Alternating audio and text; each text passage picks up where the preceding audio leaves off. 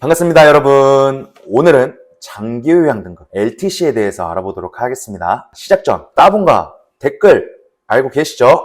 출발해 봅시다. 우리 설계사님들, 장기요양 등급하고 치매 CDR이랑 헷갈려 하시는 분들이 종종 계시더라고요. 그래서 오늘 이 차이점을 확실하게 알려드릴게요. 먼저 장기요양 등급이라는 건 스스로 일상생활하는 게 어려운 노인분들에게 요양 서비스가 필요하다는 걸 국가가 공식적으로 인정해주는 등급제도입니다. 그렇다면 치매도 똑같은 얘기 아니에요?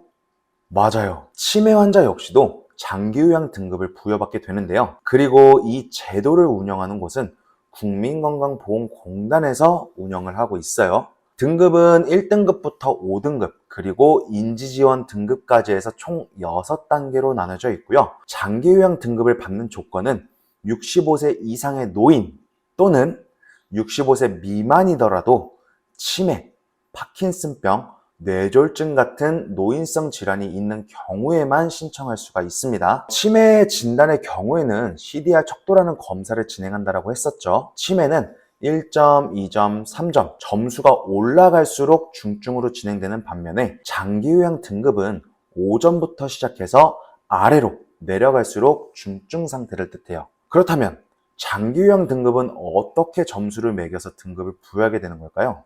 6개월 이상의 장기적으로 일상생활 영위가 어렵다는 게 인정이 돼야 되는데, 치매랑은 다르게 치매는 뇌적인 문제만을 다루지만 장기요양은 말 그대로 일상생활을 다루고 있어요. 그러다 보니 다양한 항목들을 가지고 평가를 하게 됩니다. 평가가 필요할 시에는 국민건강보험공단에 신청을 하고 나면 공단 직원이 방문해서 환경을 조사하고 노인의 상태를 평가하고 등급 판정을 받게 되는 거예요. 등급 판정을 할 때는 점수에 따른 등급을 나뉘게 되는 표를 첨부할 테니까 이거는 참고만 해주시면 되고요. 근데 왜 이 등급이라는 게 중요한 걸까요? 당연히 보험금 지급 조건이 다르기 때문이에요. 먼저 장기 요양 등급을 부여받게 된다면 금전적인 지원을 해주는 거죠. 그런데 사용할 수 있는 범위가 넓고 등급에 따른 지원 금액도 다르기 때문에 이 부분은 꼭 여러분이 검색을 해서 한번 같이 찾아봐 주세요.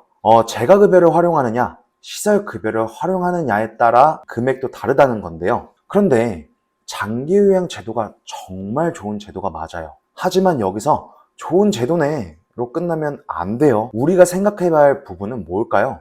바로 노인이라는 겁니다. 몸이 불편한 노인이에요. 신체가 건강한 노인분들도 젊을 때처럼 소득 창출이 원활하지 못해서 어려움을 겪고 있는데 몸이 불편한 노인은 더 어렵지 않을까요? 더불어 도움을 받아야 하는 기간이 건강 호전으로 인해서 더 이상 도움 없이도 되느냐라는 거예요. 말이 좀 모순이죠. 애초에 호전이 어렵기 때문에 점수를 부여받는 거잖아요. 그럼 아무리 지원을 많이 받더라도 본인 부담금이라는 게 발생될 텐데 그 비용은 얼마를 언제까지 사용할지 모른다는 게 가장 큰 문제점으로 꼽아볼 수 있겠죠. 왜 큰 문제점인지는 제가 콕 집어 얘기 안 해도 우리는 그 상황들이 다 그려져야 돼요.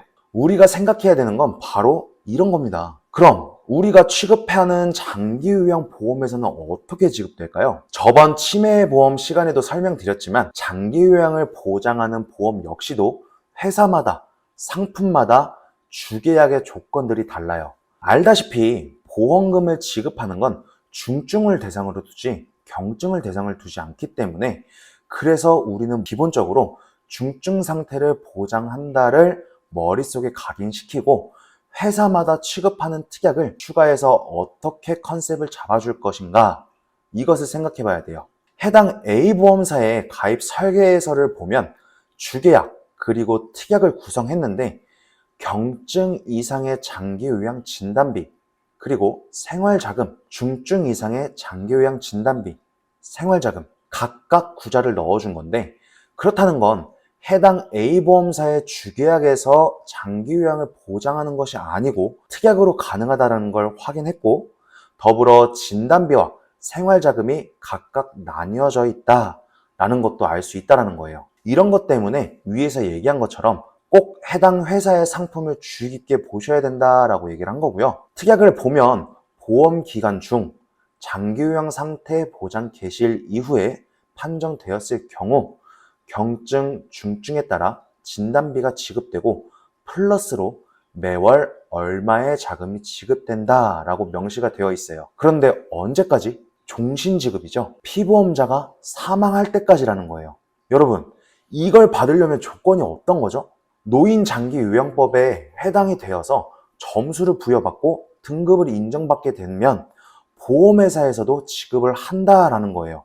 어떻게요? 경증은 1에서 5등급을 인정하고 숫자가 낮아질수록 중증에 가까워진다고 했죠. 그래서 중증은 1에서 2등급을 인정한다라고 기재가 되어 있는 거예요. 이렇게 보험금 지급까지 알아봤으면 이제 여러분이 해야 될 건 어떤 건가요? 한 번 더 LTC에 대해서 검색하고 연간 신청 인원이 얼마나 되는지, 그리고 본인 부담금이 얼마나 발생되는지, 그리고 얼마나 사용을 해야 되는지, 노인이 재정적으로 얼마나 어려움을 겪을지 우리가 생각을 해보고, 만일 노인이 해결하지 못해 자녀에게 되물린다면 거기에 따른 타격은 어느 정도가 될까? 이런 것들을 생각해 보고 나서 그거에 대한 자료를 준비해 보고 고객에게 전달한다면 그 어떤 것보다 진정성 있는 정보가 전달되겠죠. 오늘은 이렇게 LTC, 장기요양에 대해서 알아봤고요. 다음 시간에도 더 유익한 정보로 찾아뵙겠습니다.